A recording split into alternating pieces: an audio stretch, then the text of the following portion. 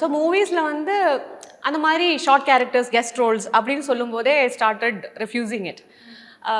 Because நம்மளுக்கு தெரியும்ல கொஞ்சம் ஒரு 2-3 வாட்டி அடிபட்டாச்சுன்னா என்ன பண்ணுவீங்க உஷாராயிடும், என்ன பண்ணுங்கன்னு எனக்கு தெரியும், அதனால நான் வரல. ஸோ மேம் இந்த மாதிரி கேரக்டர் சூப்பராக இருக்கும் ஆனால் 2 days ஒர்க்கு அப்படின்னு. ஆஹா okay come to the point அப்படின்னு சொல்லிட்டு நமக்கு புரிஞ்சிடும் அது. In spite of that some other projects I have done. அதுவும் வந்து சீன்ஸ் நிறைய இருக்கும், பட் ஃபைனலி எடிட் வரும்போது it won't be anything. So அந்த ஒரு கான்டெம்ப்ளேஷன் எல்லாம் இருந்தது ஃபர்ஸ்ட் ஹார்ட் பீட்ஸ் கமிட் பண்ணும்போது. But because I started liking the character I didn't mind it being very short. And there was so much of response, so much of love from the people. And that's what towards the next season la முடிஞ்ச உடனே எனக்கு ஐயோ முடிஞ்சிச்சே அப்படின்னு எனக்கே தோணும். சில projects வந்து போரும்பா விட்டமோ முடிச்சுங்க சாமி.